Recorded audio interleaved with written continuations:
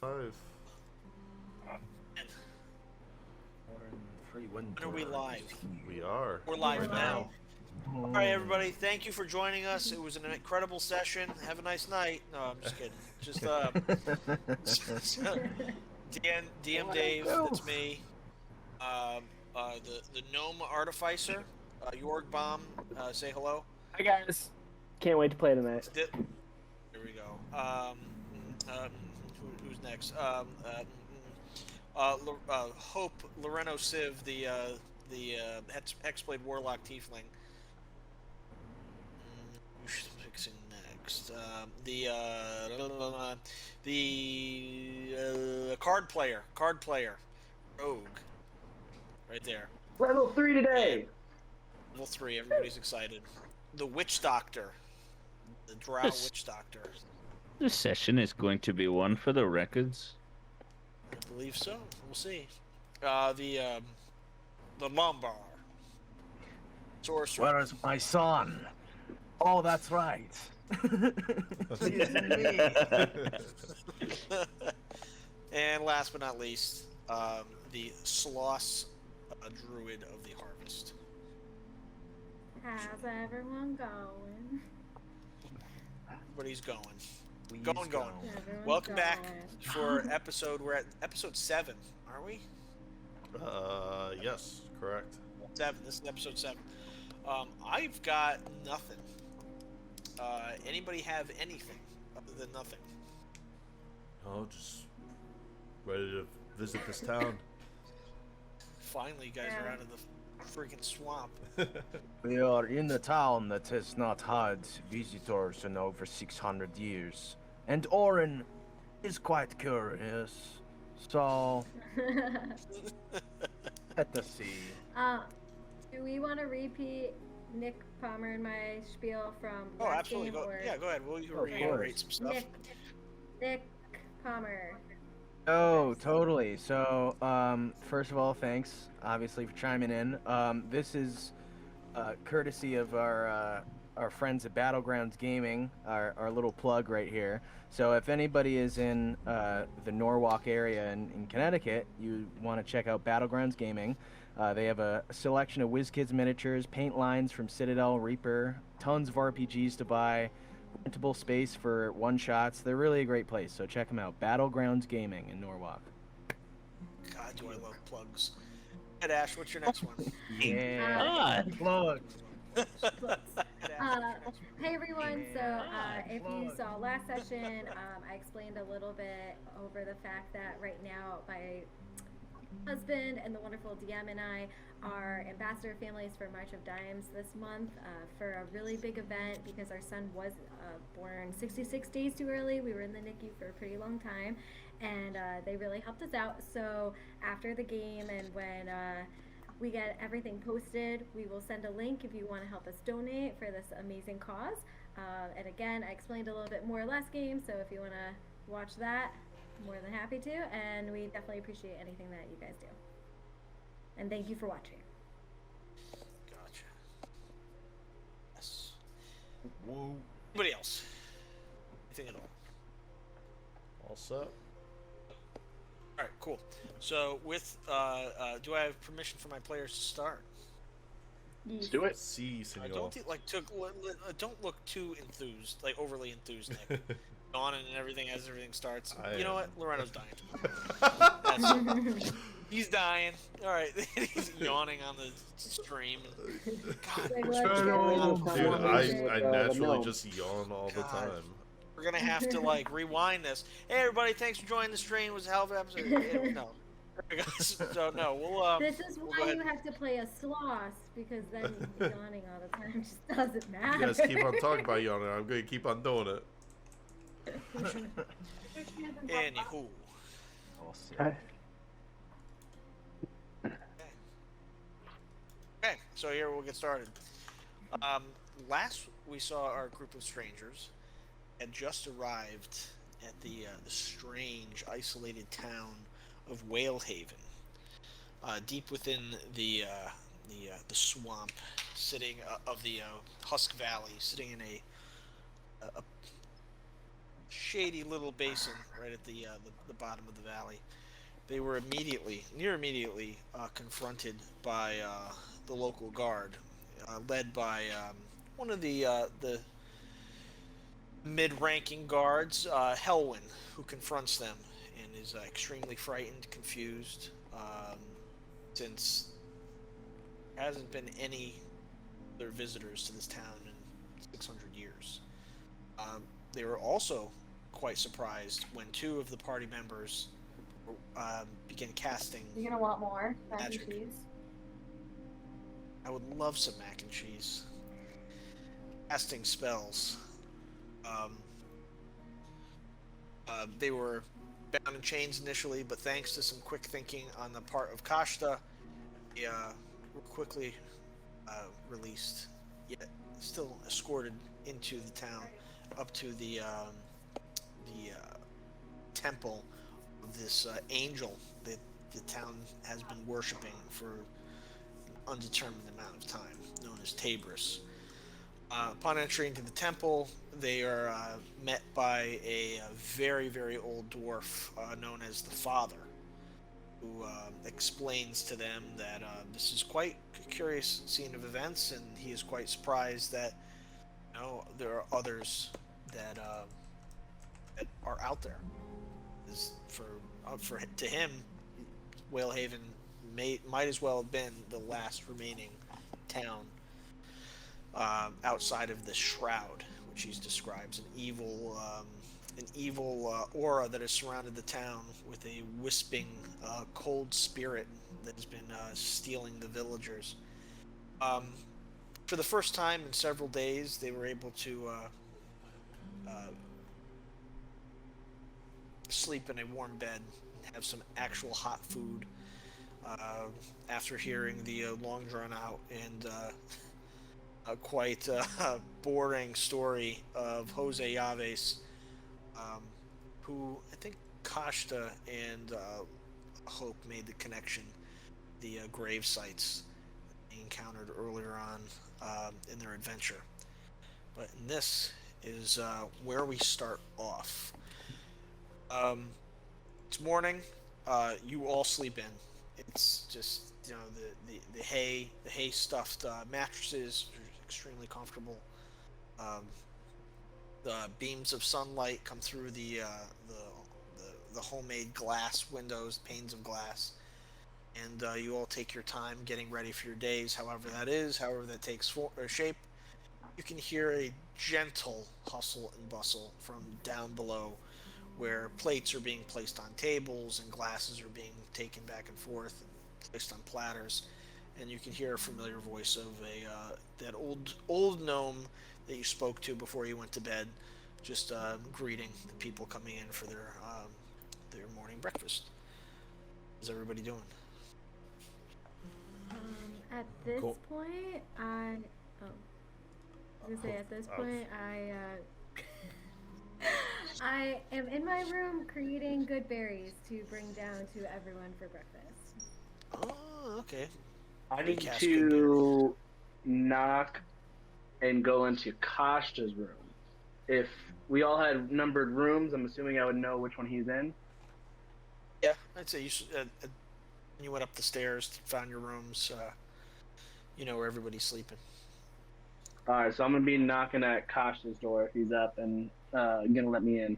Just as you raise your hand to knock on the door, my witch doctor senses are tingling, and I open it and invite you inside. Well, that was interesting. Maybe we have Tasha, some sort of a connection. I need a favor. I need to have the gnome tinker with my backpack and make some false bottoms, but in the meantime, you're the only one I can trust to hold on to the idol. I won't be handing it over. I just need you to hold on to it. Oh, you are asking me. I see. What? How come?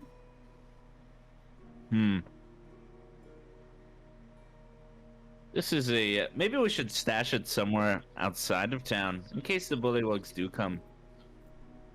I was thinking about that, but if there's an innate calling and they can devise its location, there's going to be no one there to protect it.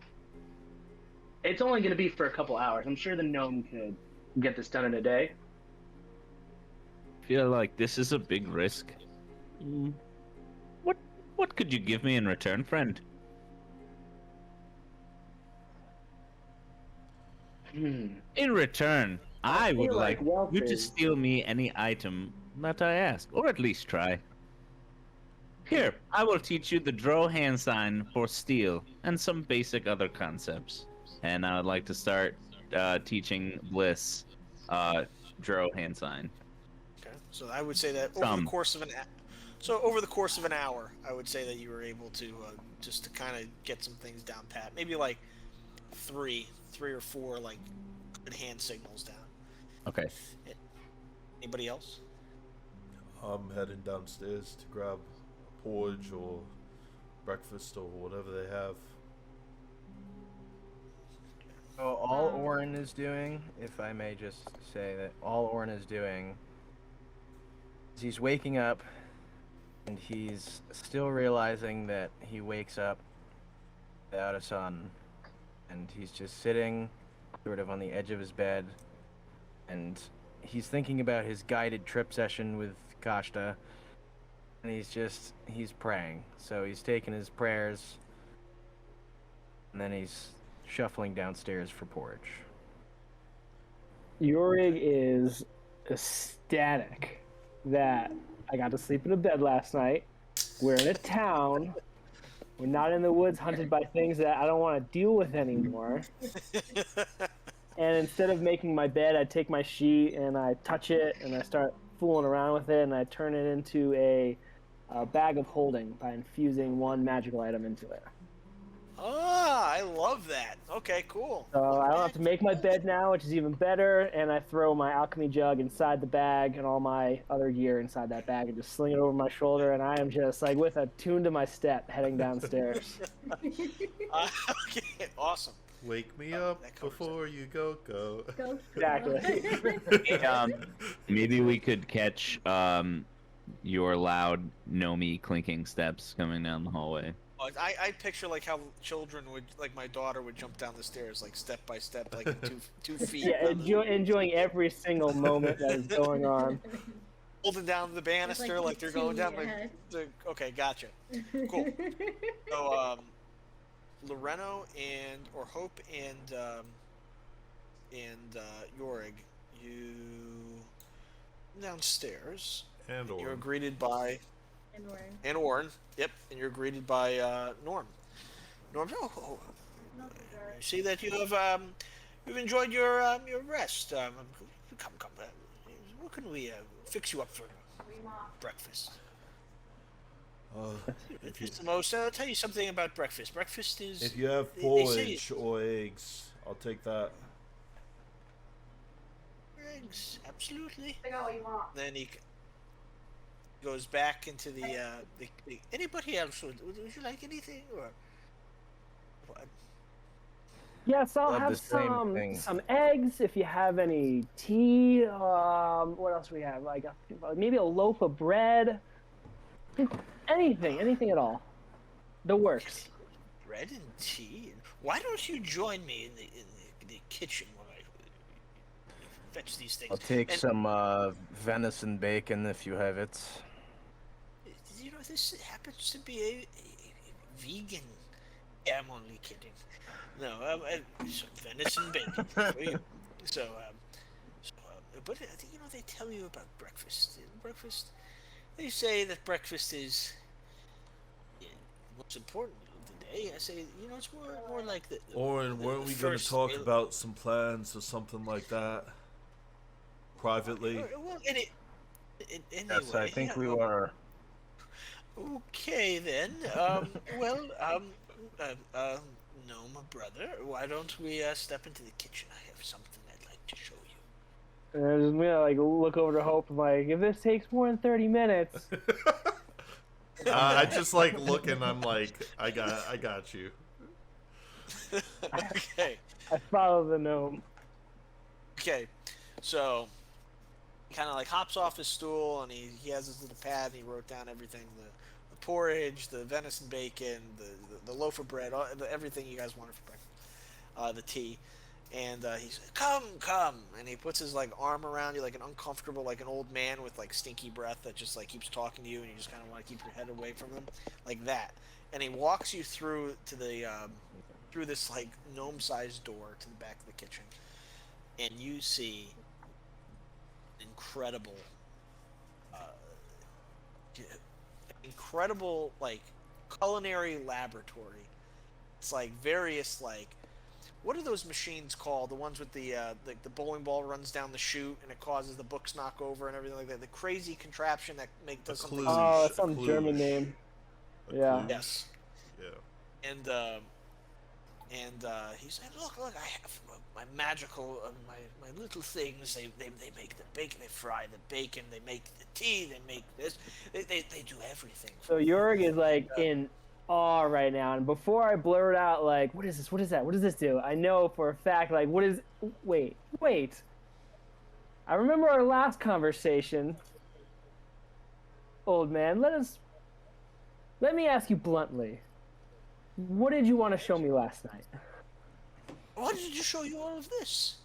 What did you show you? I haven't had anyone to show my contraptions to. No, it's a shame. Where, being the last of your kind for so long now, there's two of us.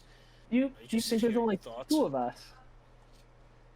I was quite a surprise. I mean, I've been here working within this tavern for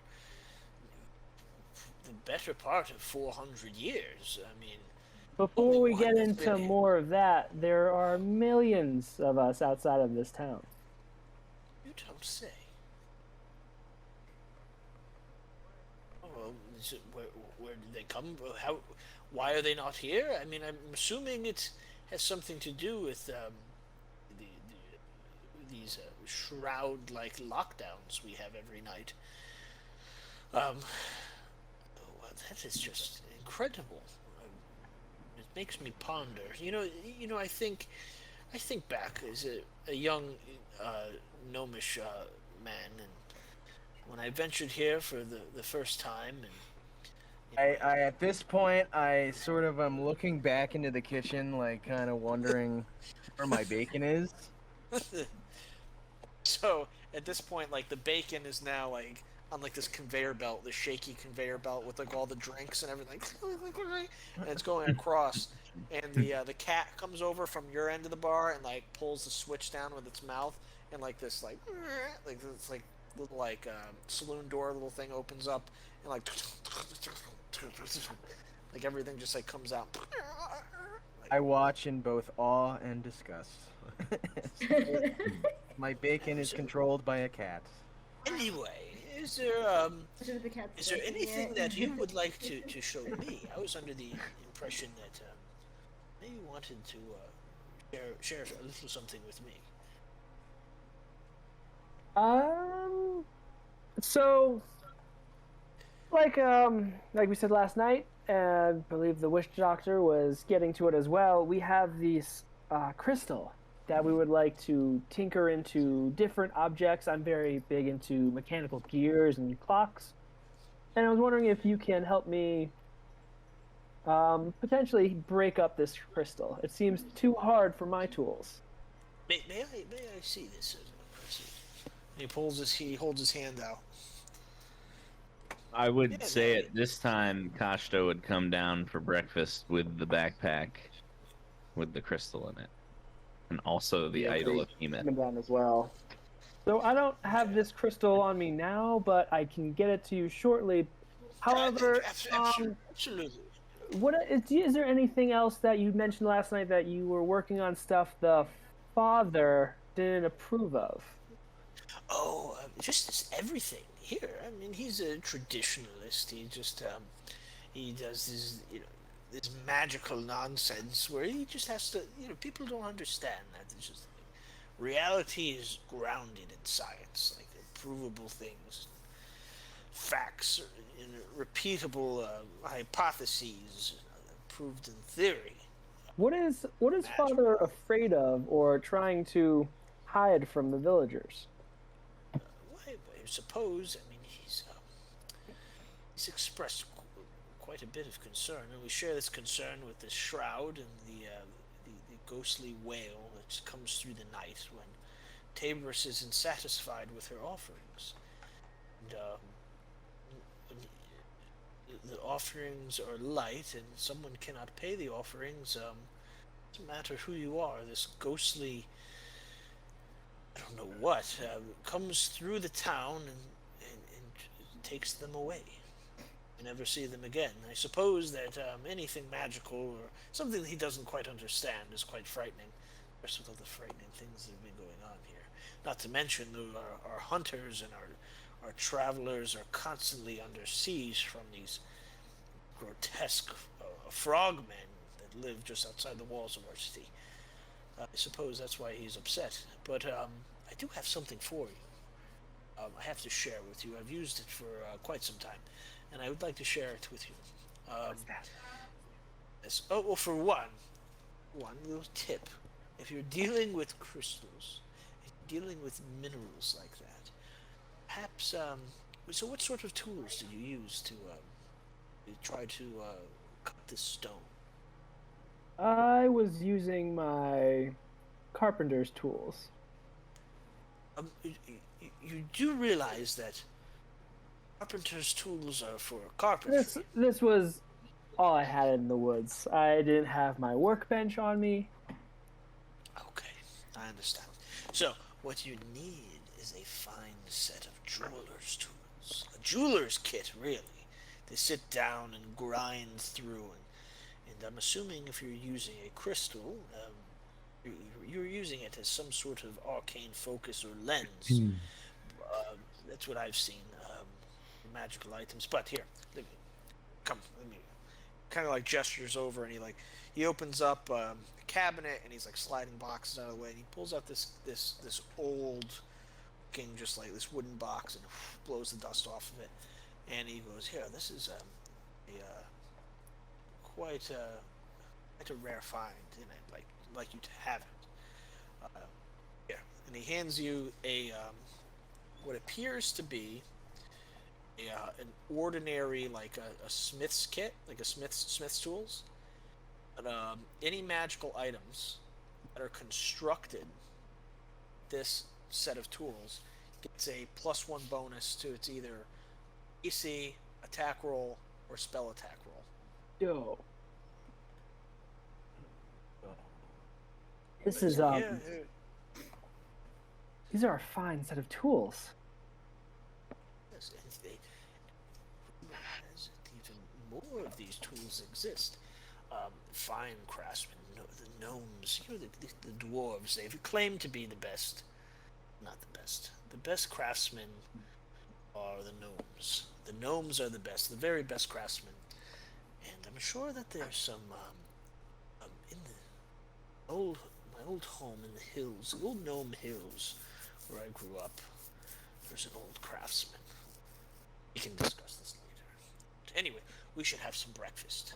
Take your box, and perhaps you can locate these legendary tools later on. But why don't we join your compatriots for breakfast? Couldn't agree more. So he kind of like walks you back out the saloon doors, and like the cat is sitting there and just like with like a pen like over its ear. It's like standing in front of a piece of paper, and people are just kind of like looking at the cat like confused. The cat just looks like impatient. Can I pet the cat? Go over and pet the cat, sure. Okay. The cat I'm does just that gonna, kind of thing where its back and it like arches its shoulders a little bit. I'm gonna and its pet the tail goes up. fuck out of this cat. Oh, I Gives you look love. at this cat. This cat is very. It's very like. It reminds me like anime, like a cat taking orders in a restaurant. Like it's Very awesome. Kiki's But I delivery take service. I take a bite of pretty good juicy venison bacon. I'm just like looking around at my compatriots, and I just look up at Hope. I say, You know, this is the first time we've sat down and had breakfast together. And yet I've never really met whatever you are before. Well, Where are you from? Me, I'm from the north. I actually actually it should be in this backstory. Hold on. What was the town specifically? Bio. I'm from um, I'm from Hearn. It's to the north. Um, I mean, there's not much there for me, except for the guilds. But I left that. And you said your last name was Freewinter, correct? I have been here in this valley for many years. My family, my father's father's been chopping wood, and he's the one who taught me. And I was looking to teach Eric, but he joined the guard. So Well, on that, I actually wanted to take the time. I slept on it, and I just want to say I'm sorry for your loss, for your son. Like you said, we don't know each other well. I'm not going to assume that I know how you're feeling, because I don't. So I'm afraid I can't console you. But if you're open to an air of advice, I have one for you. anything. Well, coming from an expert, I'm not sure if you have other family, but don't be afraid to be alone. Alright? Because even when you're alone, you're never really alone. You have you, and you have yourself. What I mean by that is you have you, the Orin that's you in the present, the one that's suffering and grieving over his son. And you have yourself, the future you, the you that you can be. And there might be leagues, there might be canyons between you and yourself. But if you work every day, I mean every day, no days off, if you work, you can become who you want to be. And at that time, I want to use my packed weapon feature to summon my two blades to my hands right in front of it, like from nowhere. Just have them appear in my hands. I want to say, so I ask you then, who does Orn Freewinter want to be? Or better yet, who did Eric want you to be?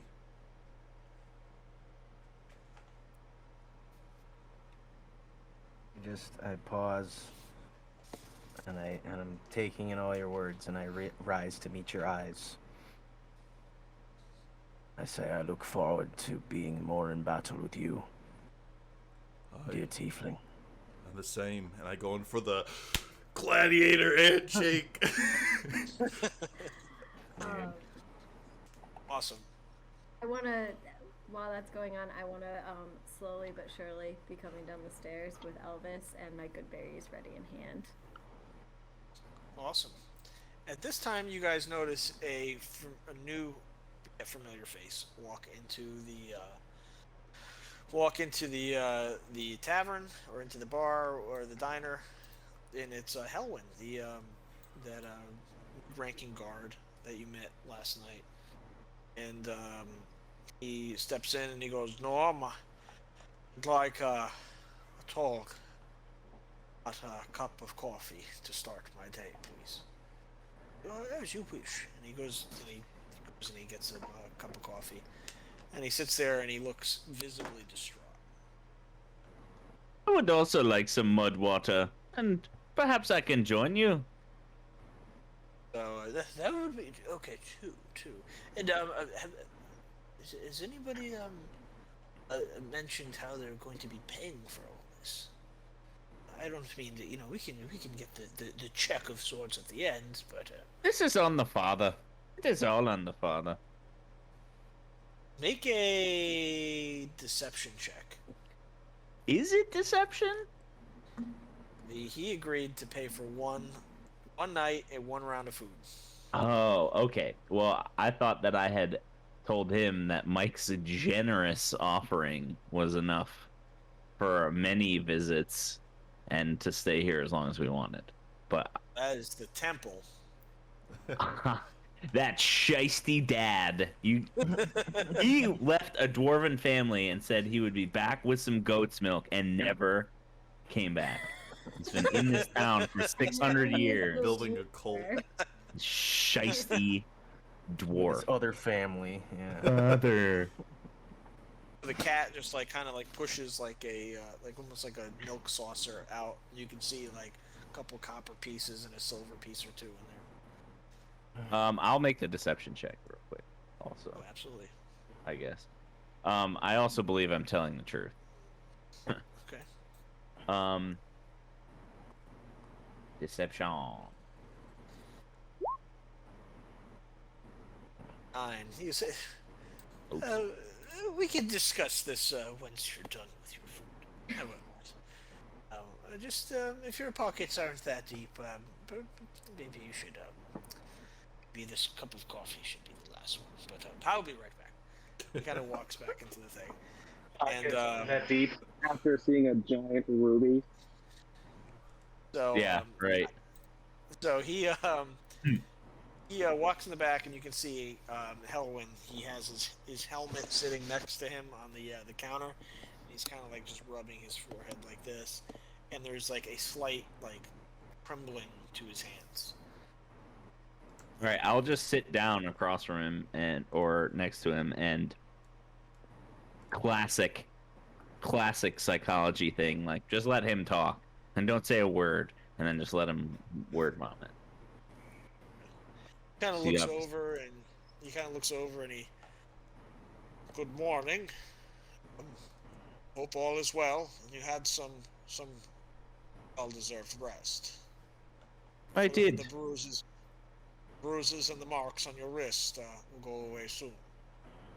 Kind of goes and he gets his cup of coffee and he starts drinking his coffee, and he's kind of a quarter of the way through the coffee, and he kind of looks over you're still there. And he says, Elf, may I ask you something in confidence? Of course, you may. You do seem trouble. All my life, I believed what I was told, and I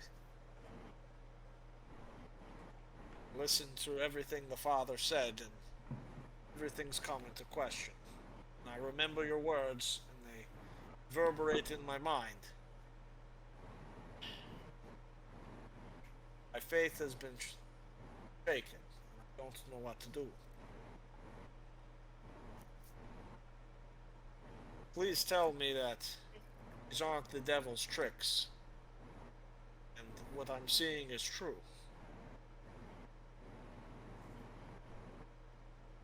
Do you think it would bother you so much if it were not?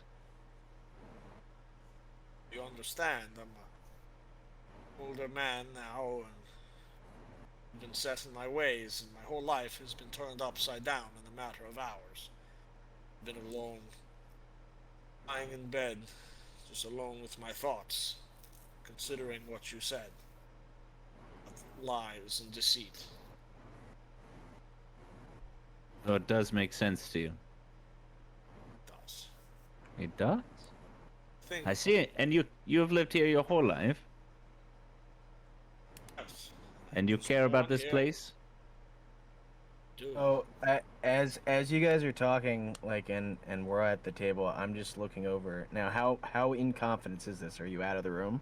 This is if you're sitting at a bar and Kasha kind of turned his shoulders so everybody's behind him, leaning like this. That makes sense. Where it's gonna be awfully difficult to overhear, but you can try. Well, I'm not trying to overhear. I'm just looking at body language now. Yeah, you can basically. see that like Kashta has made like a visible attempt to like like as a to serve as like a barrier between Owen and the rest of everybody in the diner. So, I've been thinking what you've been telling me, and I know what needs to be done. I need to speak to Father myself and confront him. I do not think this is such a good idea. I do not think you should confront him alone.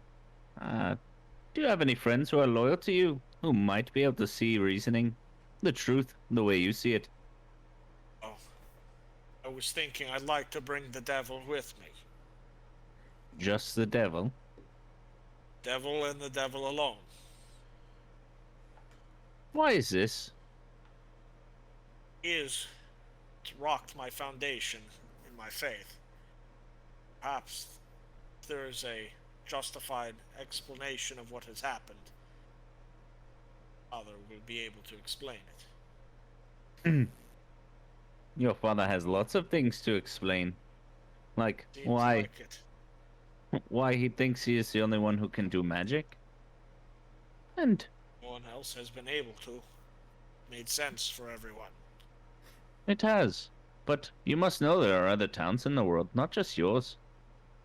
Thought they were either destroyed or cut off like our own from the Shroud, the whales. There is definitely a blight on this land, and maybe your father is somewhat of to blame. When did the blight start? Told that the Shroud encompassed the town. Like I said, 600 years ago. The only one who remembers the Shroud is Father, a young That is boy. that is curious, and you have had no travelers since.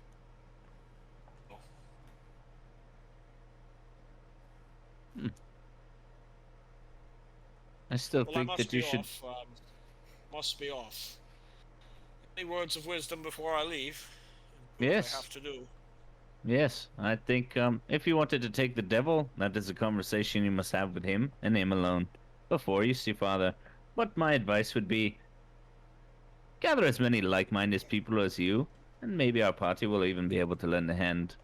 But be patient and think of a well thought out devised plan, and don't act off of instinct and emotion. Act off of Do- don't act off of emotion. Will do. I'll do my best, and I'll be right back. Devil, what is your name? Excuse me, are you talking to me? Yes, Devil. I'm a tiefling. Alright, not a devil. I know I look like one, but doesn't mean I am one. Might be just as good as you. That's the question I want answered. The name's Will Hope. you? Perhaps there's hope for everyone. That's Listen, why I chose I'd it. like you accompany me to see Father. Some questions about my faith, and I'd like you present. What exactly?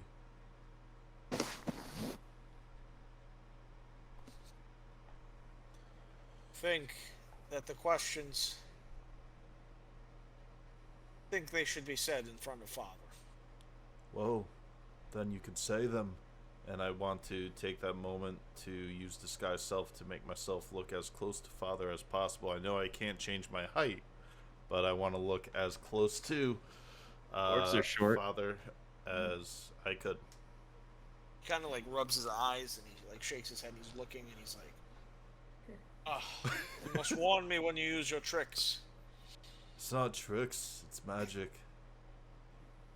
That is what I want to ask. Why is it that he is the only one for so long? Why has it only been us for so long? Please, you come with me. That's what you want to ask him, why it's only been him. why it's only been you all here. Yes. And only I have to go into a place where you refer to me as devil. I did not know what else to refer to you as. You have to understand that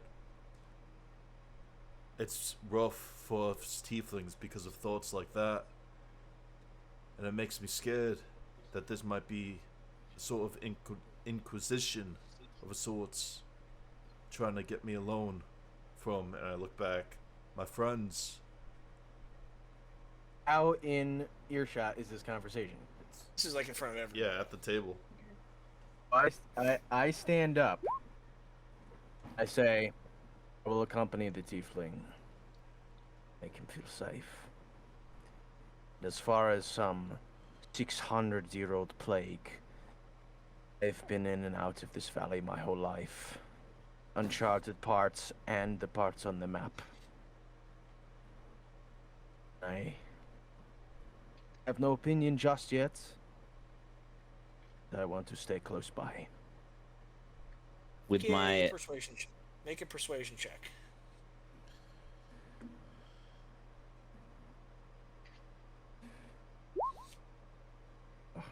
Nine plus, you do have your bonuses. if you just click them off your character sheet, it should add them already. Okay, so persuasion. 18. That worked. Okay. You know, this makes sense. We need to trust each other to move forward. Yes. But I'd like to go now before I start my shift.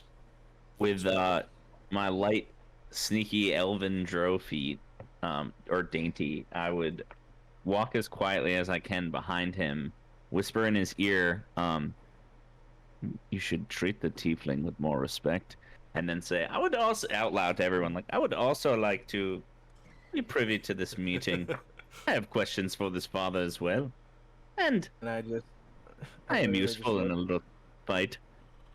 No, If it comes to that, if it comes to blows. my intention is to. We're all just making hard eye contact with him. My And intention is to cause no harm to anyone here. No, no. So to you. But what if someone decided to do harm to you for asking questions? We will have your back. I seek diplomacy as well. But sometimes the best diplomacy is a sharp blade. And you have to understand, we came here looking for aid, and we were put in shackles. Can't you see why we're so hesitant? This is fair. Now, I understand. You, I Just, know that you guys don't know what we all are. I think you need to come with a little bit more respect. Akasha, I think you should go with them. right. And then while you're like kind of stunned, being like, wait, what is talking? I want to just like very blatantly hand over 3 berries to Hope. 3 good berries. Oh, just to be? Just to you. I'm like handing it to everyone else too, but Okay. I want like the guy to see me like hand over his berries right there. Okay. Must be customary everyone. among your folk. Understand. You earn my trust, and I make my point across to Father. The sure things will change. The better. And if they don't, I have some points to point at, Father. Understand. I do have to ask before we go, is this going to require another donation? Another If you offering? wish to speak, yes.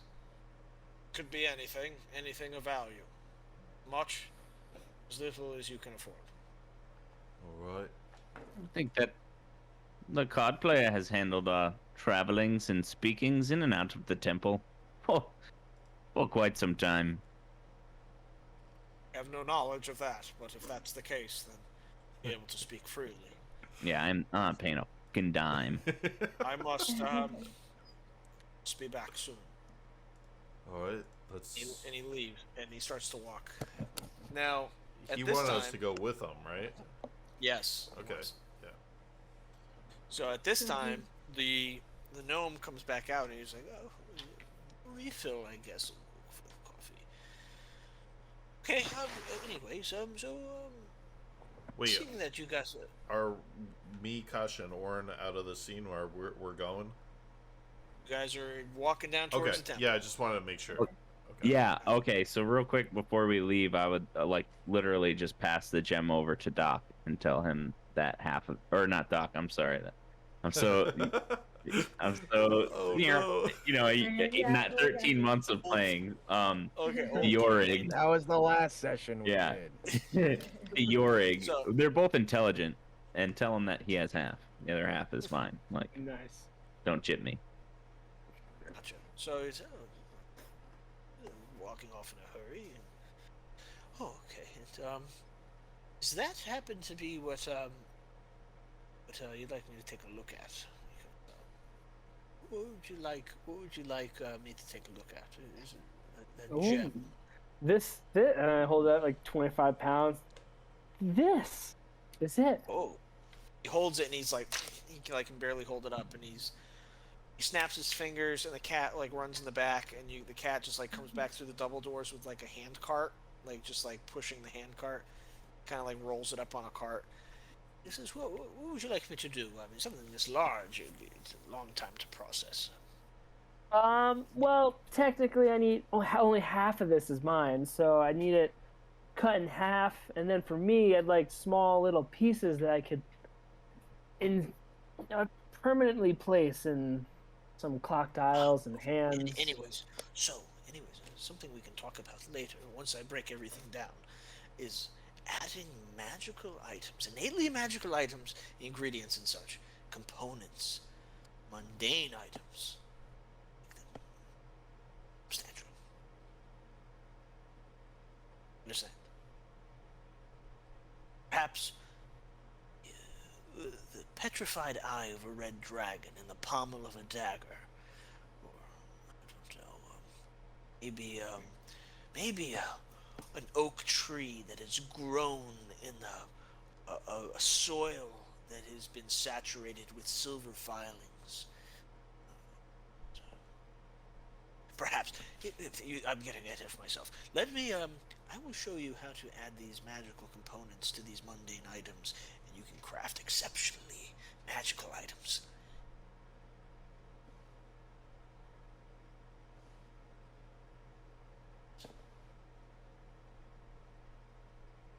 Is Dave talking? Yeah, Dave was talking. Waiting for you. Wait. What do you say about that? I literally heard half of what you just said. Okay. But Components of incredible, just incorporating magical components into mundane items to create absolutely legendary magical items. Chanting. my jaw is just dropped, and Yorik's like, uh-huh. Because that is what science is, deriving magic from science, learning the magical properties of mundane items and combining these items together to create magical effects. We all know that's how magic works. It doesn't come from any god or lord or any sort of plane or any... Please tell the witch doctor that. Oh, I'm sure that conversation is coming at some point. So, I was gonna say, is this conversation happening at the table? yes. Right, so I'm just kind of listening, sitting there, kind of like giving a look, because I also like am more like cautious. I've been trying to tell all of these people that. Now, and I'm like kind of looking like, I don't believe you. anyways, I'm sure we can have this. Sit down and have a pleasant, long-winded conversation about this later, at a later date and point. Anyways, so now, conversation you brought up about Jose Yaves from last night. Well, actually, I brought it up. It just drew unique similarities to you. Just he's the last adventure.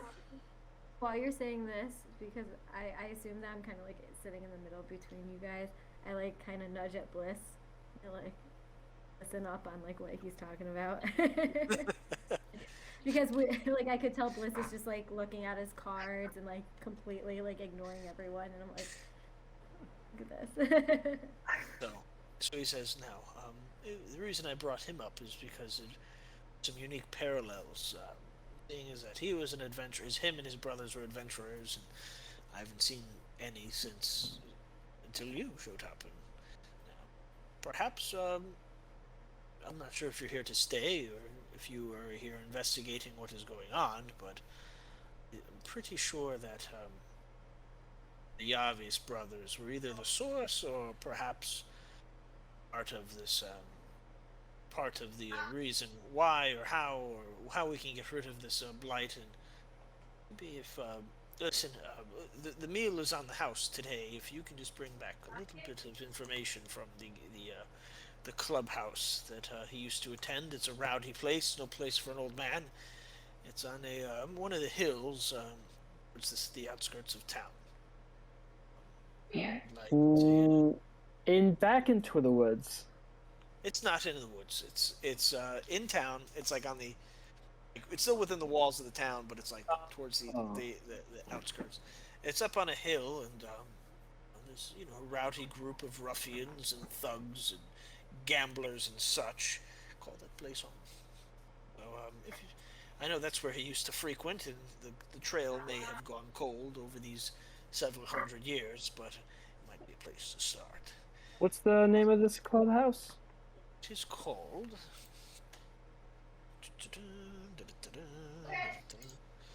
It is called the Horse Siren Inn.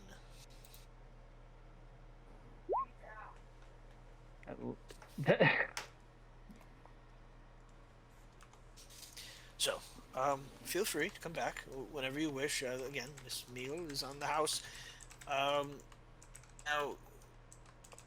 I'm sure nothing crazy would be happening, but it's no place for an old man such as myself. If you can just head up there and tell me if just curious. I have all the time in the world, and I still have at least another 2 human lifetimes ahead of me in life. Curious to see what happened to the Yavis brothers. It's more of a curious thing. So, any information just to tickle my fancy would be nice. Well, that I can find out. As far as this crystal goes, do you have jewelers tools? I do. Do you think I could borrow these tools? I could put them out on loan, I suppose. What is this price for this loan? I would say nothing too steep, maybe a silver piece or two. Gladly. Okay. Norm, I also did have a question for you. Sure. You? My name's Zula. So, do you guys have any moonseed plants in this town? Within the town? Oh, but in the swamp, I'm sure. Just be careful. There. They grow under areas where the canopy is open, where moonlight can hit the ground directly. Awesome. And do you also have some mistletoe and spurs around in this town as well? Sure. I can check through my components and things like that. I can, when you come back from the clubhouse, I'm sure I can procure something for you. Oh, why, thank you. I appreciate that. Anything else? While all those conversations are going on, I just want to hide the cat's notepad, just for laughs. Make a sleight of hand check. Damn. Rip. As you're doing that, the cat just like kind of like a laser pointer, like Just like swats your hand. Swats your hand away from the thing. Well, that was no fun. And then I want to look at Yorig and Yorig. I need some help. Would you perhaps be able to fix my fisherman's pack? You're muted. You're muted. Oh, she's Down the cramping everywhere. Goddamn, hold on. Oh. I'm thankful that you turned your mic on. Those little for gnome that. legs. It's hard work doing this D&D shit right here. Yeah, you look shredded Oh, it's though. a simple mend can do the trick. What is it for Yorig? Now that he agreed to it, I want to pull him aside because I don't want Zula to overhear this part. A little more than just a simple mend. You see, I want this pack to have a false bottom that I can hide. You know, if we were ever under attack, I don't want anyone to procure our items that we're trying to keep safe.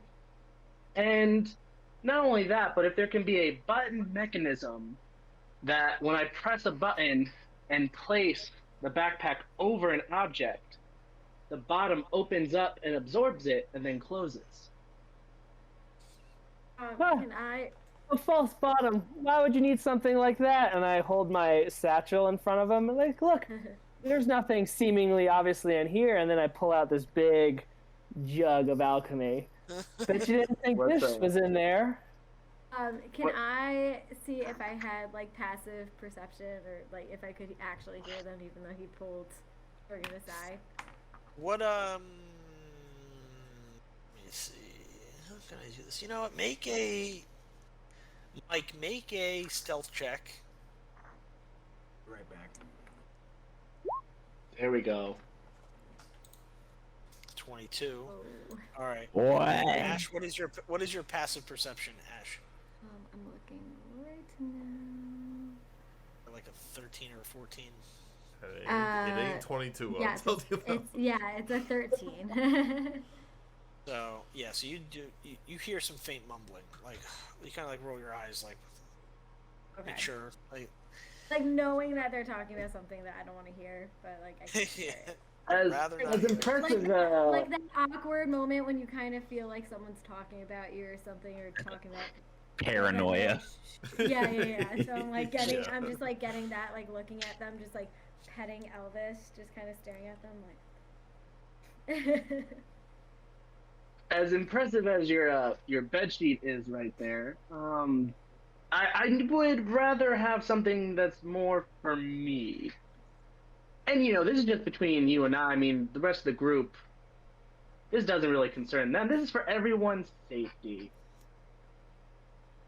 Well, as fun as it is to make this mechanical false drop of a bag, I can already see it now. The mechanical gear is just flicking a switch and opening up at the bottom. Yeah, think of it as a fun What? project for a friend. What is it in for Yorick? What does Yorick get out of this?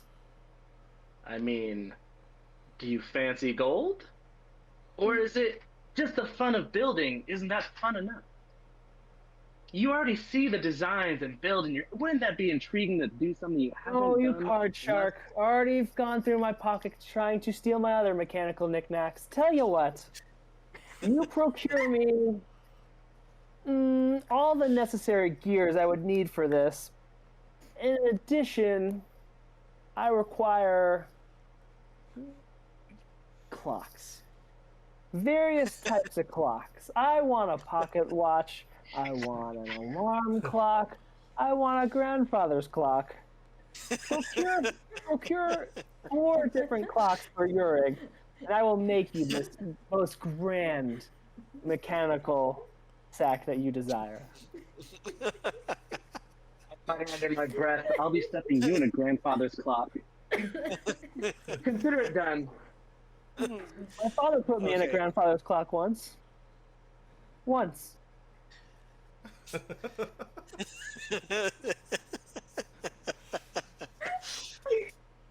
Bruh. Classic. All right. So I was gonna say, is Norm still there? Norm is in the back right now, and he's kind of like slinked off to work on this, cutting through this immense like Okay. gem. So at this point, I handed everyone the good berries. I want to take the bacon that Oren did not finish before he left, and just quickly take the plate and put it under for Elvis, Gotcha. and Oh, just stare bad. at the cat. We're going to switch over to Boys, the temple. temple. Temple with the boys. temple with the boys. 1 second. Jeez.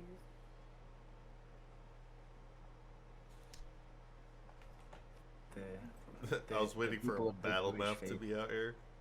Oh no, I'm not gonna do that to you guys. Come on. Oh, And there. then you just hear the music chime in. Dark Souls Aja. boss music just starts playing. Nope. Exactly. We out. A red bar We're gonna appears. roll out of this joint. Roll, roll, roll, roll. Temple doors close, won't open. You guys are stuck. There's a mist. I am, by the way, just when he was shocked by the father appearance, I let it sit for like a minute and then I took it away. Just want to make sure I'm not walking Okay. towards him as him, but Okay, taller. Gotcha. So you walk in. He presses. You can see that Helwyn, he kind of takes a breath and he visibly composes himself. And he pushes the door open, and you can see Father just sitting like this chair, this stone chair, just by the altar. Goes, oh, he's back. It's good to see everyone. Hope and Orin and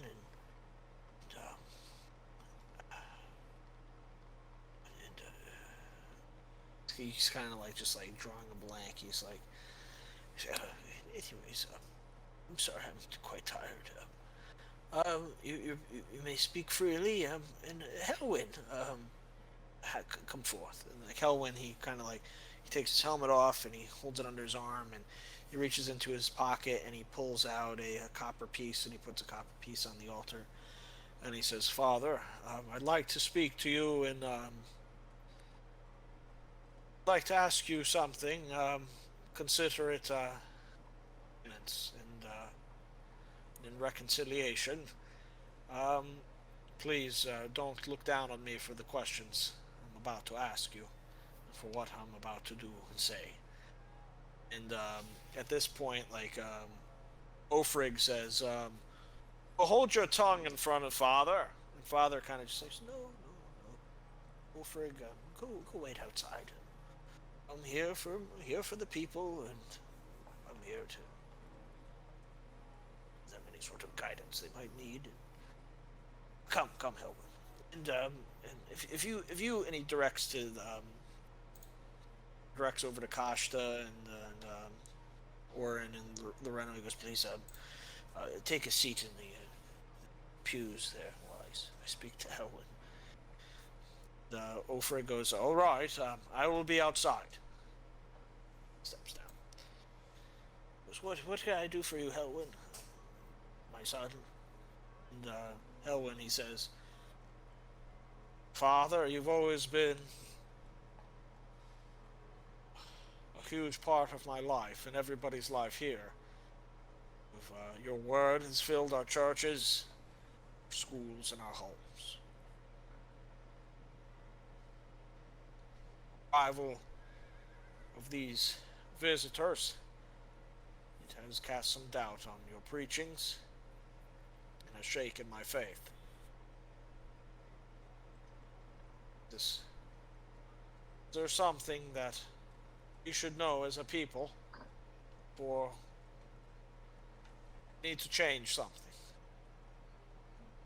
And Father looks back and he says, "It's just as much as a surprise as you. The word was never meant to be the basis of faith, but more just words of wisdom and guidance.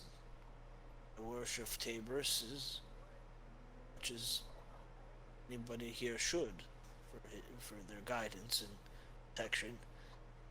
See that you're quite upset. You come closer and put your mind and your soul at ease.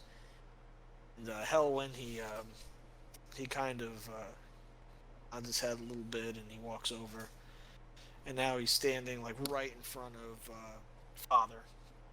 He says, "Father, I'm sorry, but it has to be done." And he like takes his short sword and he just plunges it right into his chest. Let's go! Holy Plunges shit! right into his chest. Fucking And then this old dwarf just sits there and he's like, I mean, I bolt up in my fucking pew right now. Yeah, Bolting up in the pews. I've never had an erection in church. This might be a first. Pact of the Chain. Fortunately, Two it's not my short swords are out. Ready to go. he's sitting there, he's If and he's just sitting there and he's just driving it, and you can see tears just running down his face. You can see that there's still some breath. I honestly, father. I'm not a strong person, but Hope would run up and dive on this dude trying to push him off. Okay, so you just run over. I need you to make an athletics check. Add your proficiency bonus to it. You're just kind of like jumping on him, right? Yeah, well, I'm trying to do that, like, that tackle where I push him off of him. Like a shove. Okay, Yeah. yeah, sure, do like that. Athletics +0. Let's go, baby. 8. So he just like reaches his arm up and he pulls it off the sword and he kind of just like shoves you and he just smears your face and your chest with just like the father's blood. no, The father just like lets out this like just last breath. The doors swing open. Father! And Frigg runs back in. He goes, "Devil, what have you done?" it is not the devil. The sword is in his hand. We're gonna take our break here. Oh. Wow. All right. And we're back. Welcome back, everybody. Welcome back. Wow. Did anybody see that coming?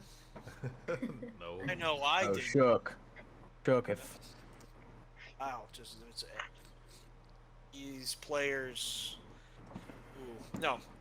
We're gonna jump back in and to this Orig and Zula currently walking up towards.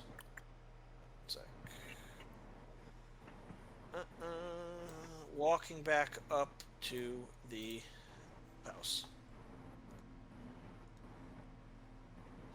Oh yeah, Osiris in. So you guys are walking up throughout the town. You're walking through the streets. Everybody's kind of just like the other people that you're walking by, the villagers. They look relatively malnourished and tired, and their hands are just like, you can tell their hands are like cracked and like overworked, pulling carts and just hauling all sorts of things. These are just like this ominous like aura of despair that's just like over this whole town. As you get closer to the hill and you follow the cobblestone path up the hill and to this inn, people are looking at you and they're kind of like pulling their children away from you, and they don't want to be associated with you. Like this, if you're going up that direction, you must be to no good or bad.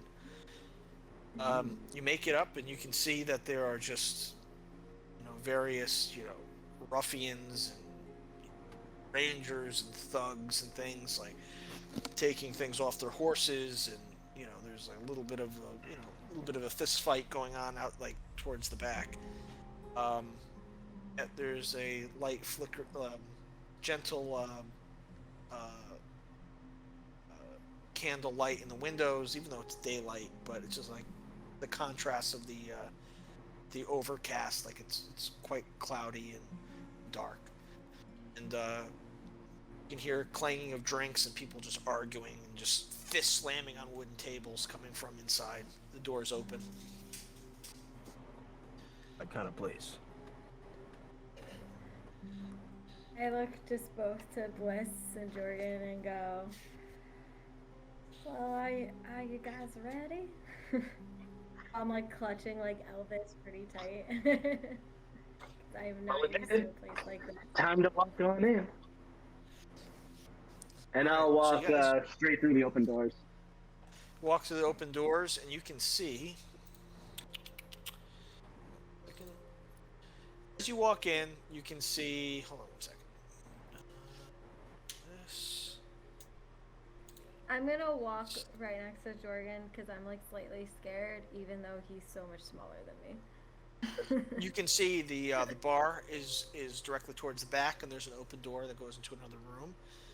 There's a bartender that look hair slicked back. He's just his face is nearly devoid of color. You can see just various there's 2 circular tables in the center of the room, and there's 2 longer tables, traditionally longer tables to the right and your right and left, and the tables are just full of these just ruffians. The circular table, like to a little bit to the left, but in the center of the room, you see that there are 4 guys that are sitting there, and they're just like throwing cards down on the table, and they're just pulling like big piles of gold and silver and things like that. Yeah, that's what you see. Are there any clocks on the wall? Make a perception check. God damn. Okay. You're looking around real quick, but you're overcome with everything that's going on. You look back over your shoulder, but you notice that out like in the center of like the not like a plaza, but like a like right out front, like the cobblestone area where everybody's tying up their horses and everything. There's an enormous sundial. It's just this giant stone sundial that's maybe like 3 or 4 feet across, 3 to 4 feet across, just like in the center of this area outside. How much does something like that weigh? Try to find out. Too much. I can't believe you thought that was an option.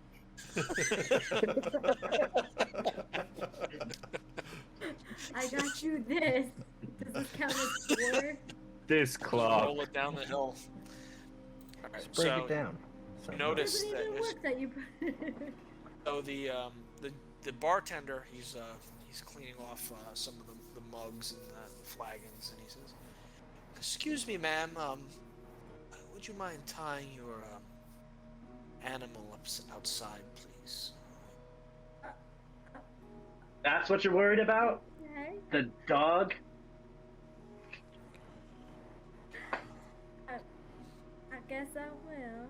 And then I just like slowly take Elvis outside, and I like kind of am weird about if I should go in or leave him out here. I'm like sitting there petting him, like looking at you guys through the window or through the door, being like, what should I do? Once the dog is tied up outside, unless you'd like to wait outside with your animal, nothing ill feelings towards you or your animal. It's just this is establishment for.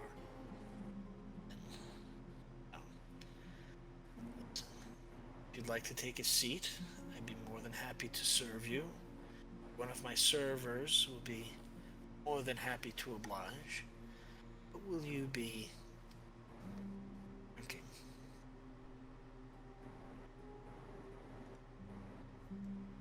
Just a water for me. Water it is. Would if you would like, choose anything other than water. We have finely made and brewed ales, whiskeys, and red wines.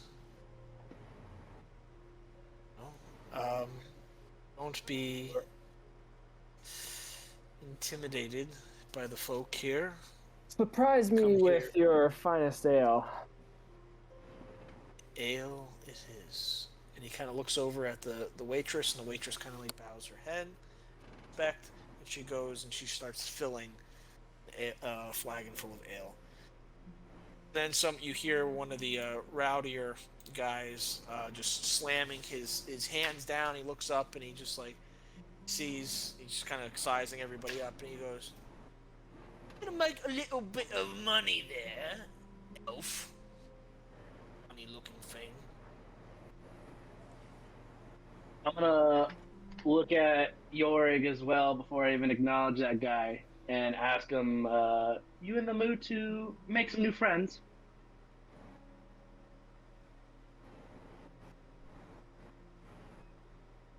Yorig, Say what? Oh, you're talking to me, not the other guy? talking to you. Oh. Well, I suppose. Did you notice that our twins in. server had the same teeth as one of them Yavez brothers? I wouldn't worry about him right now. Just take this. I'm gonna hand him 5 gold and tell him to go walk over to the table and get us 2 seats.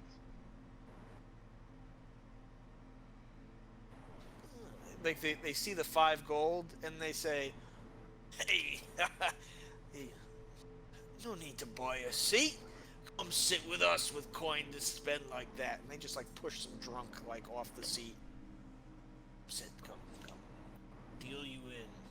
It's ante on us. And then just trying to strike up any conversation.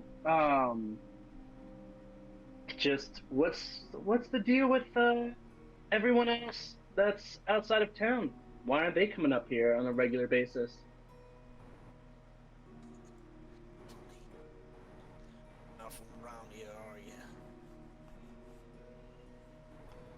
No. We'll play a little bit of a game before we get to business, shall What do you have in mind? we? Hey, 21 lives or Scoundrels 5? Your choice. Scoundrels 5. I just look up at Bliss because I have no idea what's going on. Watching you guys through the door. One second. With Elder. Everybody check your journals. You see card games. Damn. These are the rules. This is just the reference chart at the top, and then Scoundrels 5, Texas Hold'em, and then 21 Lives. Jack. Scoundrels 5 it is. So he sits there and he goes, "Who's playing?" Elf and no. Little one to play. Are you paying for me? As I'm looking up at Bliss. Yeah, I got you covered. We'll call it this for one of those pocket watches. Oh, absolutely not. My time is worth way more than one silly card game. All right. You'll still get your stupid pocket watch. Maybe one of these guys have one. So this is how the game's going to be played. I am going to... Hold on. I need Dylan and Mike to roll initiative. Yep. Initiative. Starts with an I, ends with initiative. 18. And what do you have, Bill? A 20. 20. Okay. Oh. 0. Compared to last game's roll, pretty high right now.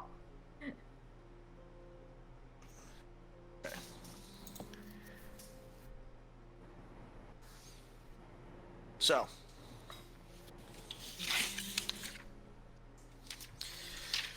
Yorig.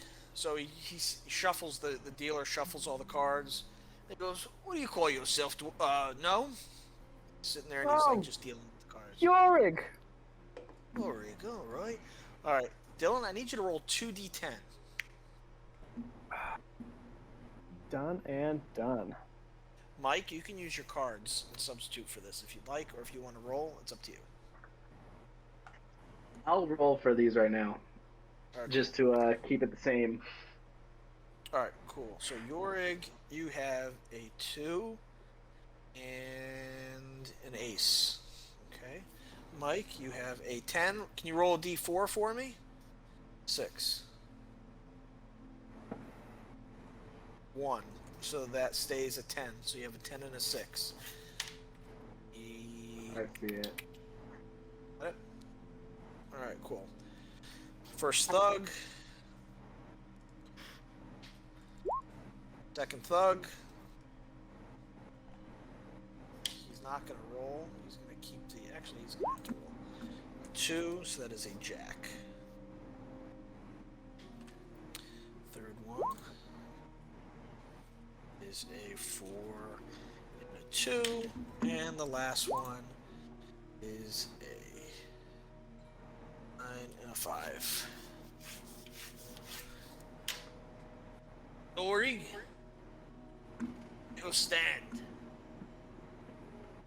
Yeah, I look up at I'm sorry, we're playing Scoundrels 5, right? Yep. Yes. Gotcha. Okay, so this is what we're gonna do. So everybody got their cards. We're gonna kill 3 cards, chop, chop, chop, and then we're gonna roll a d10. Let's keep note of this. First one is gonna be a 6 of spades.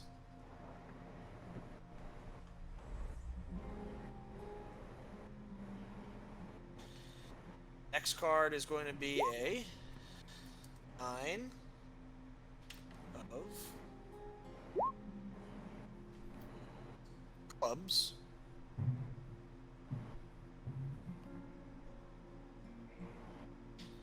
This one is going to be a 7 of 7 of spades. Place your bet, Yorick. Do the suits matter? Because we have no suits on our cards. I'm sorry. Yep, that's right. So roll your roll 2d4.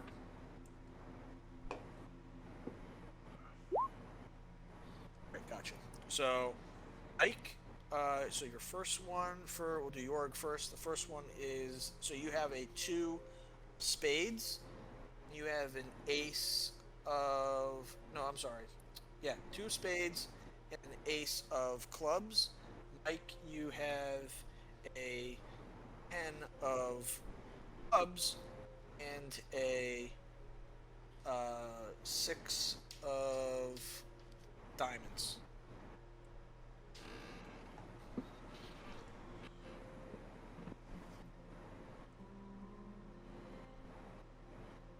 Jorg has no idea what's going on in bets, so I'm just looking up at Bliss.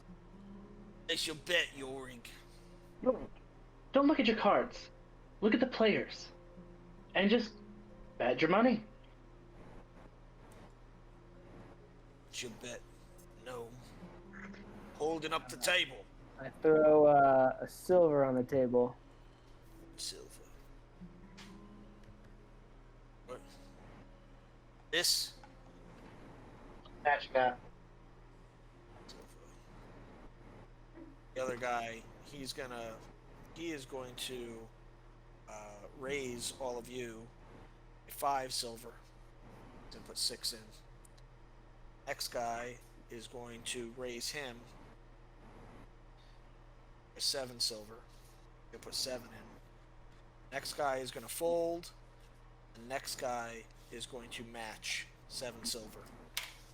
So you guys need to put 6 more silver in if you want to stay in. And just doing what Bliss told me, I'm looking at every player and just slamming down 6. 6, alright. So Bliss. While this is Well- going on, I'm like walking more in and like kind of leaving Elvis out just to watch you guys start playing the game. It's finally got more interesting now. I'll put down 2 gold pieces.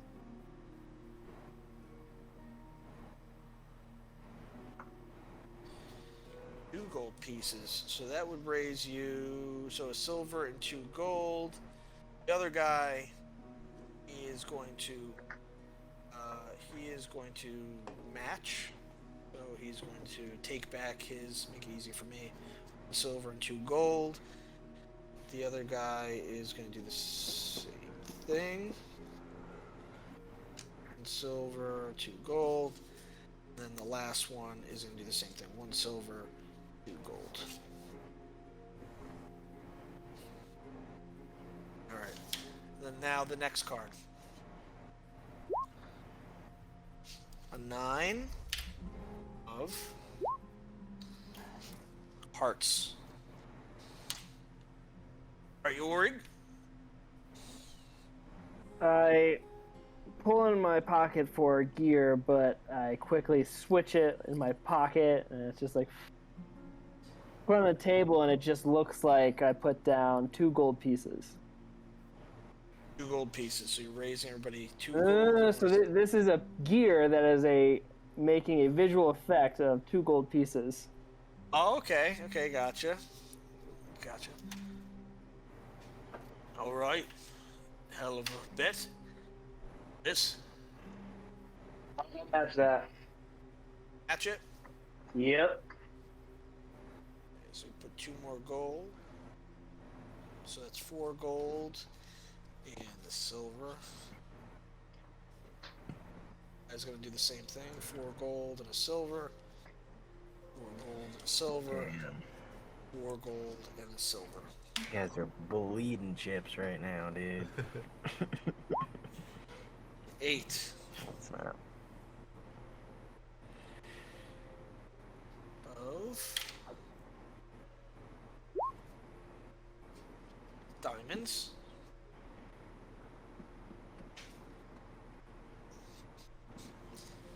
All right. Orig. Last round.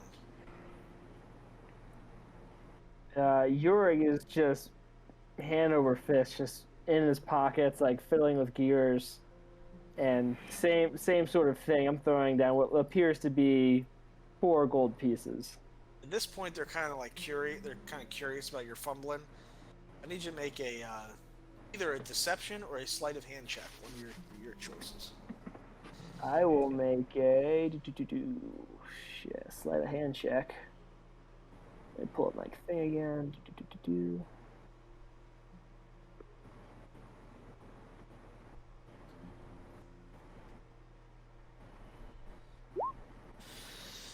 12. At this point, they're just kind of like lean back. This. What was your bet actually? So you would another 2 gold? Yes. No, 4. No, I'm putting in 4. Did I say 4 gold? Bliss? Yeah. Yeah. 4 gold. 6. All right, 2 to match. Bliss. Time to make it more interesting. 10 gold. 10 gold. Alright, so the guy with the 2 aces is going to fold. The guy with the jack and the ace is going to fold. And then the last guy is going to match. 10 gold. Alright. The dealer says show. And the last remaining thug throws down. He has a 9 and a 5. It's a 5, 6, 7, 8, 9, and then a pair. So I will proceed to show next, and it's going to be a straight as well with a card higher, 6, 7, 8, 9, 10, with the pair as well. Like throws his cards down, and the gnome. He goes, "What about you, gnome?" And I have this. They kind of like chuckle, and they're like, and as he runs his fingers across his mouth, you can see one fang just like poking down. Right. Damn. New friend Bliss. slide over, you get 26 gold pieces and 3 silver pieces. Damn. The bartender motions to the waitress. The waitress comes over, and she has her platter with the drinks and everything. And excuse me, ma'am, would you like to join us? The dog will be fine outside. We can lead him some water. Yeah, I guess that'll be okay. And I sit She right puts next her to she Jordan. puts her arm around you, and she kind of just like walks you over and sits you down. And I'm like feeling slightly uncomfortable because I can just like sense like an eeriness. I'm like, usually I'm a friendly person, but I'm like, this seems too friendly. Now the bartender comes over. He says, "Oh, who is it that recommended this establishment to you?"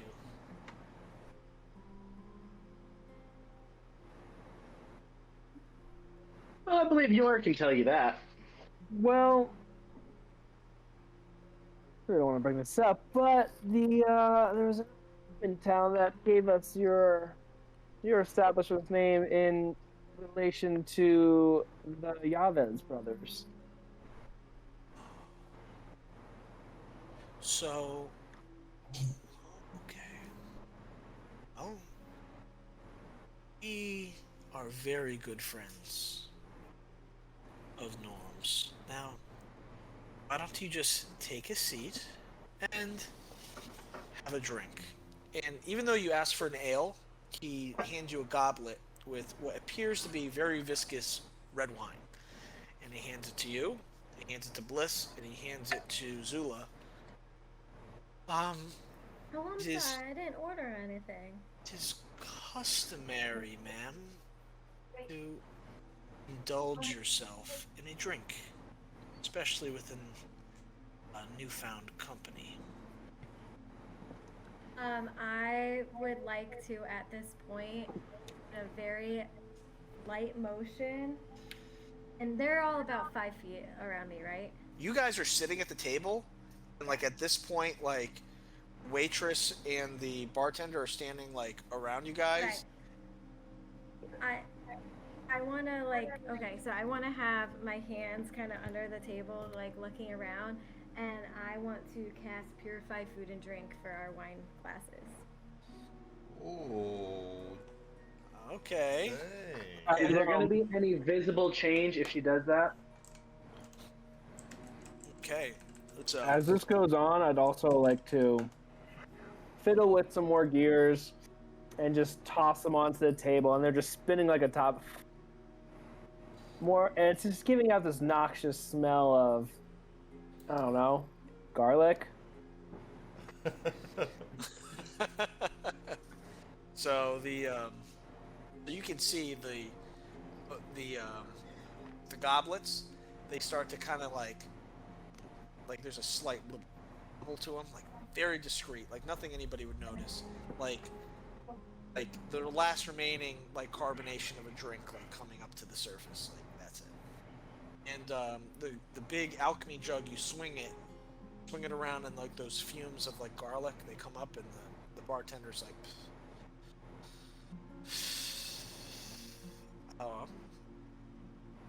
here to drink. And then I look, like, once I see the bubbles, because I assume that, like, I would know that meant purify it, I look to Bliss, and I look to Jorgen, and I hold up the wine, and I wink at them, and I take a sip. Okay, because I was going to fake drink it. But I'm going to assume that it's okay now. I'm going to swig that thing back real fast.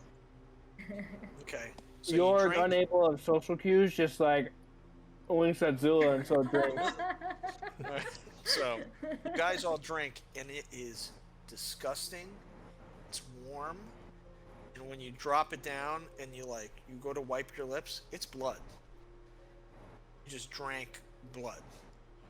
And Bliss Lovely. is like, this time, the bartender and the waitress kind of like smile and chuckle. They kind of put their hands like over your shoulders, like an acceptance, like, only be a moment. I swear it won't be painful. They wait. They wait. How many people are in this tavern? At this point, like, there are. Okay, I'll tell you exactly how many here. Hold on. 1, 2, 3, 4, 5, 6, 7, 8, 9. That's including everybody but you guys. There'll be 12 altogether. Oh. And wonderful. they're all sitting there, and the bartender's like, strange. Well, very well. And he kind of like raises his hand, and two of the thugs, they walk over to the door. They stand with their arms crossed by the door, so nobody can come in. They shut it and they bar the door. They kind of cross their arms, and they just chuckle. We are going to jump back to. I don't like this. I don't like this either. Why do we get the shit end of the deal? We are going to jump back to the temple. What do you mean the of shit Tables. end? They just accused Nick of murder. Yeah, I was gonna say. He's I not see surrounded by Dust- vampires. We are literally in dusk to dawn right now. No, but I saved us from becoming vampires, so at least there's a plus.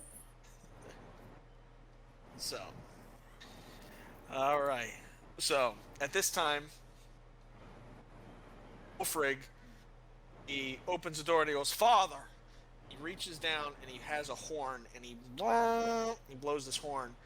Like you can just hear just like the shaking and rattling of just like armor start to run up from outside of the temple, and then you can hear as Hope, you gain your balance and you stand back up.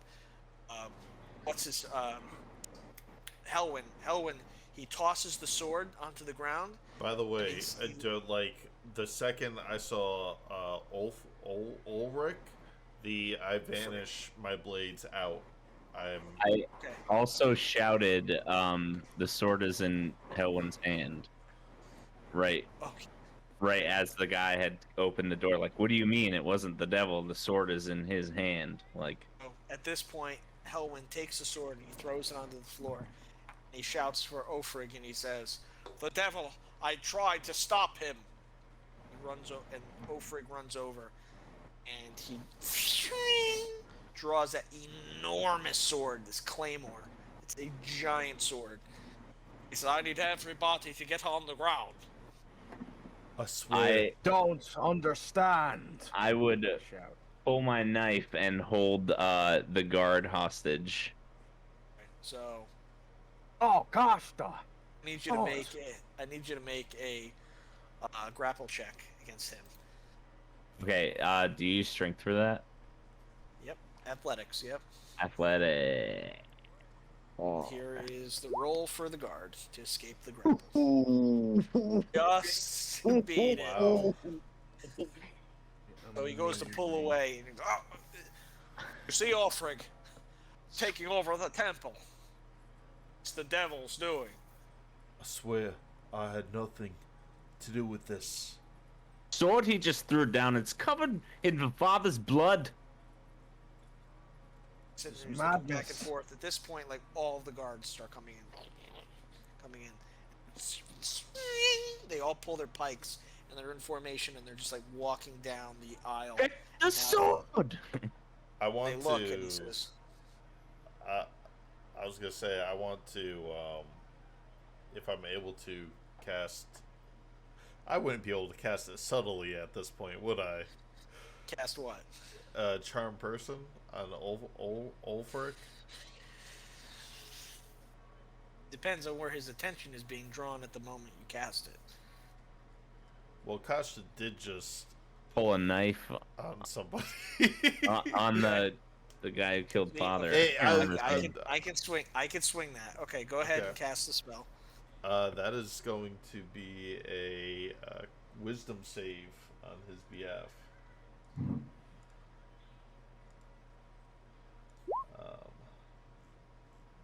That meets my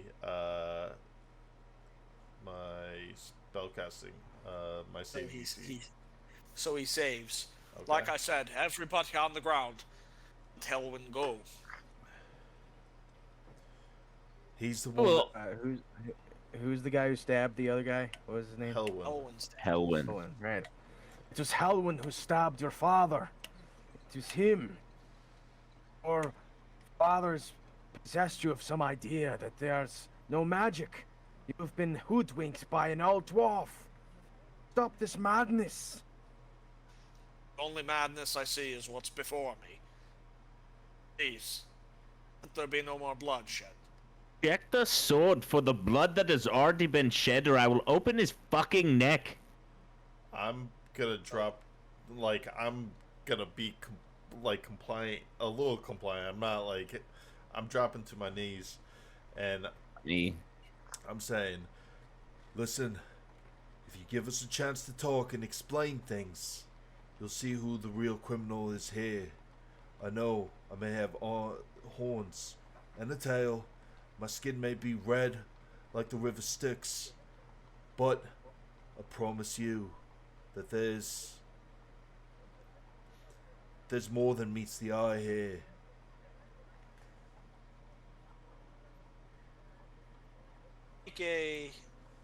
Make a persuasion check. I'm not expecting to persuasion just yet. Oh boy. I do have a +5 to charisma. So let's see here.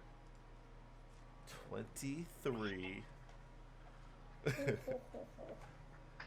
Says, let me see your hands, devil. I bring up my hands.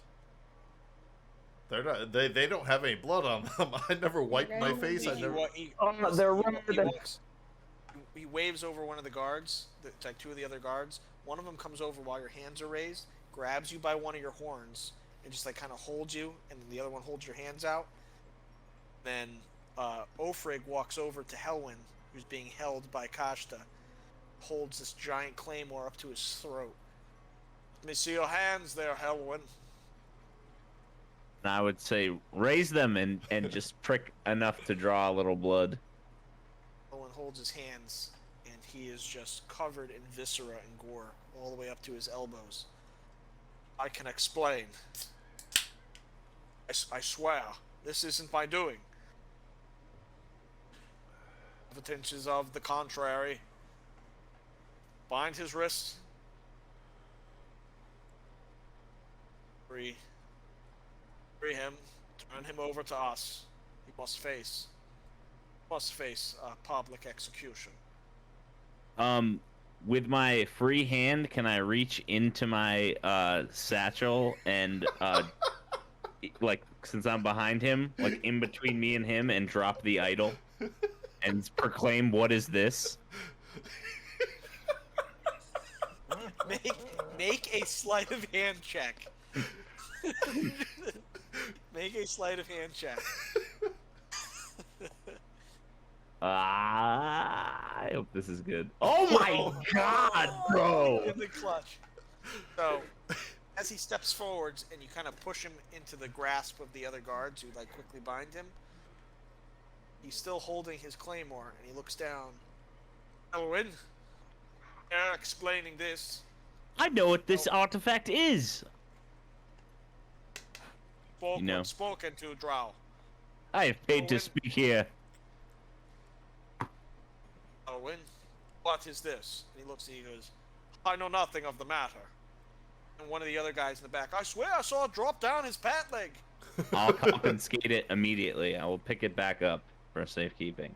Because I know what this is. You have to make a check.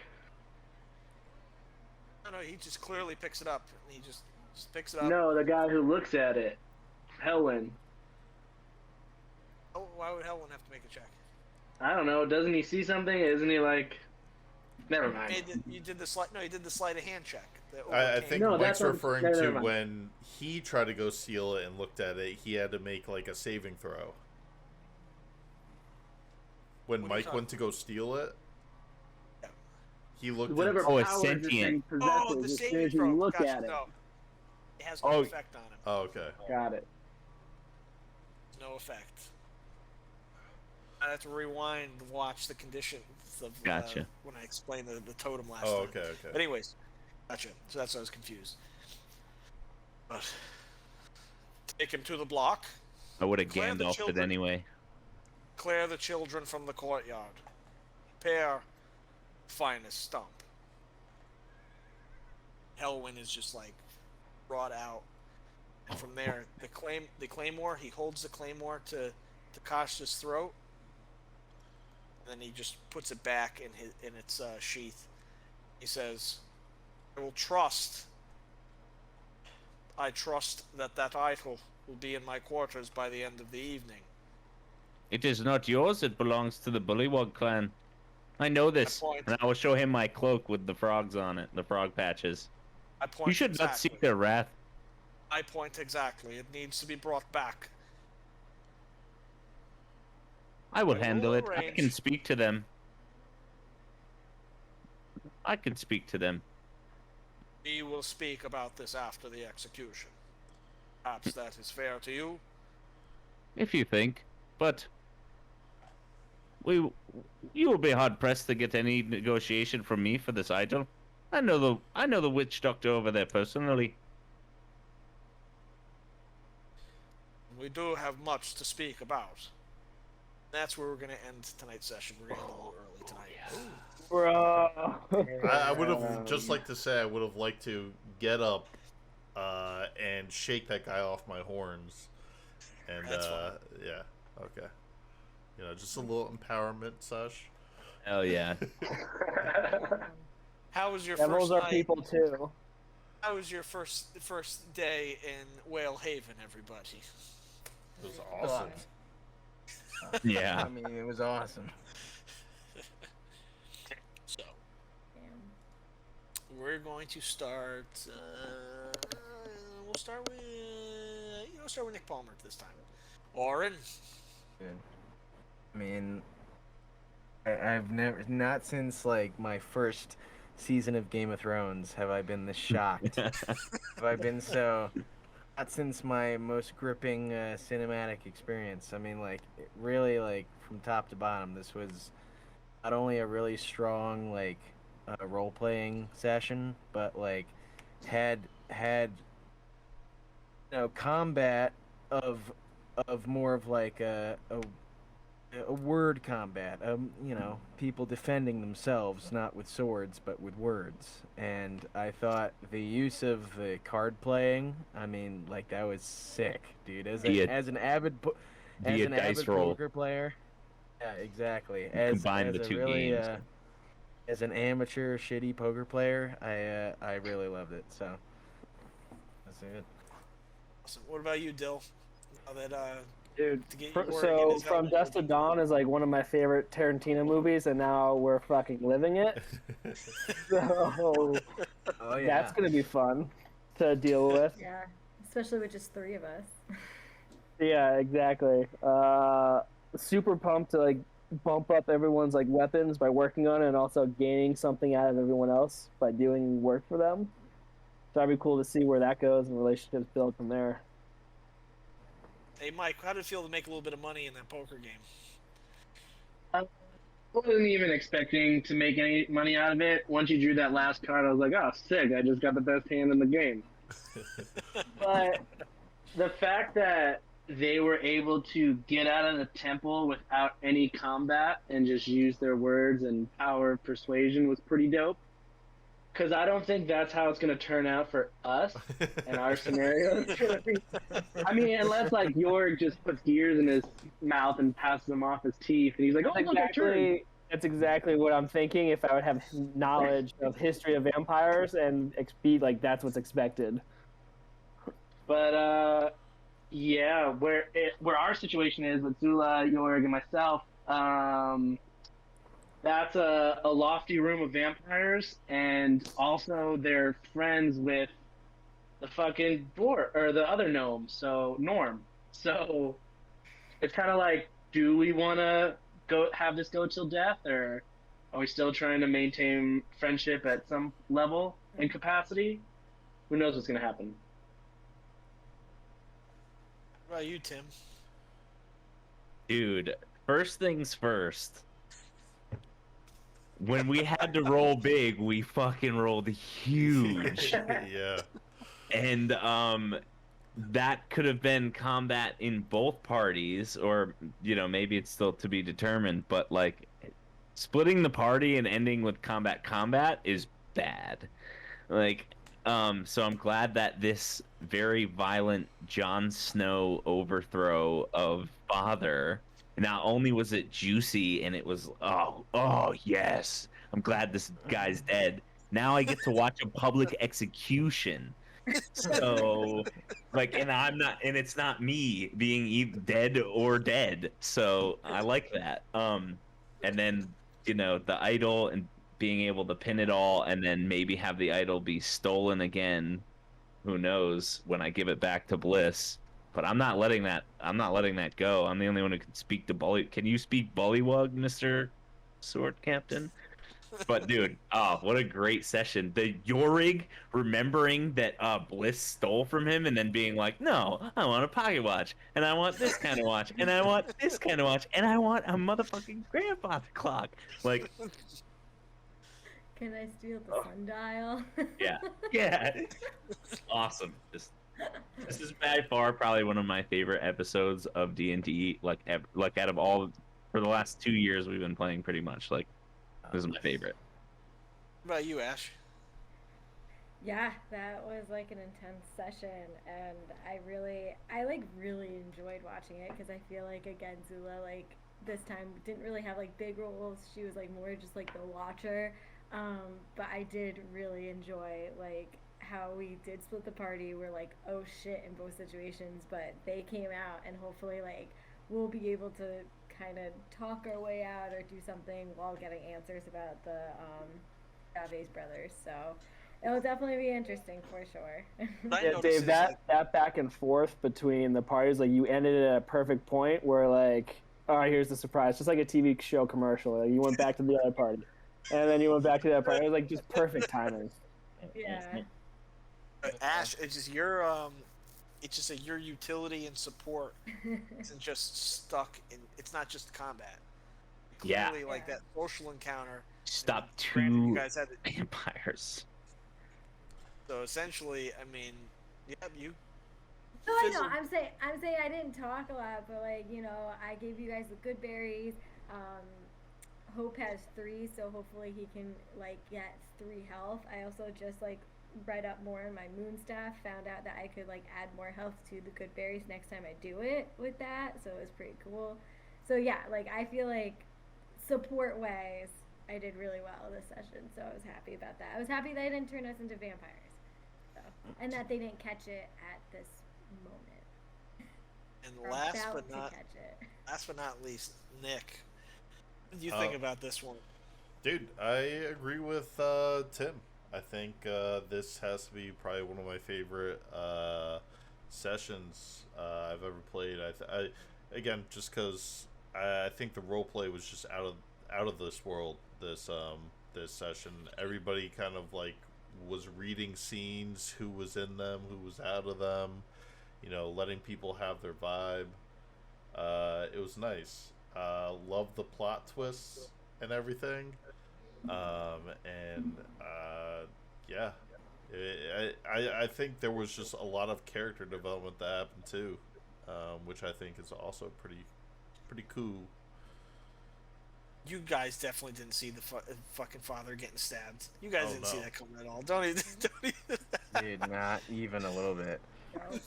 I was like, as soon as like he was like, come closer, I was like, I've watched enough shows. Like, I'm not gonna lie. This motherfucker's gonna get ganked. That's why I gave him the advice not to act out of emotion, because I was like, dude, the last thing we need is this dude like potentially killing him. But then I was like, nah, they wouldn't do that. Like it was in the back of my mind, but it wasn't like this is what's happening. This is what's happening. And then it happened, and I was like, for the watch. No one listens to your advice. Nope. You gotta listen to the doctor. I'm trying to find different ways to torture you guys with like either attacking your characters, attacking your character sheets, you know, obviously like the monsters, Vampirism. vampirism, like try. You just I say as honestly, there are a few things in all of the world that I despise more than vampires. So I might have to get real dirty in this next few episodes. There's Nice. something about vampires. It's just like I'm out of here. I'm Yeah, not Team hopefully- Edward. Hopefully these ones are just like You're common not Team Edward. vampires. well, I am. So no, okay. Wait, you got You the can just scythe bite though me. still, right? She has the scythe. I do, Okay. yes. But okay, so that was something too. I was like reading up and I was like, oh shit, I never like was able to go anywhere to grab things, but like if I can find a piece of like spruce somewhere like on the ground in that place, we can do real good shit. Real good shit. Did At the did beginning, everybody? someone mentioned level 3. Are we level 3 now? Did I miss something? Yep. Yeah. When did you guys say this? I'd never heard this conversation It go was down. Oh, you were- it was you in the said Because we last talked about year. it both times before when you were in Fire Academy. Before- Last week we Oh, talked about okay. it. Did Putting everybody flies, huh? did everybody go and say their favorite part? Did Dave? Did you go? And Mike, did you go? I'm sorry, with what? Right. With Like the favorite part, your favorite part of the stream, or what you think is gonna happen next? my favorite part is just the looks on your faces because it's such a new environment for you. You guys like try to give everybody like the best I could, put you all in a position where like your abilities and your characters can be highlighted, like whether Zula's healing and the card games and the tinkering and stuff like that. My favorite was definitely watching because I switched back to I'm like watching everybody's faces as soon as that father got stabbed in the chest. You guys were just like fell out of your chairs. And I was like, yes, it's exactly the response that I wanted. And then also Mike, the card player, like fitting winning the card game, like Oh, so. I don't have anything else. I hope everybody enjoyed the stream. That's it. October 18th. Get it in your calendars, y'all. 10 days. Damn, Bye, son. All right. everybody. Bye bye. See ya.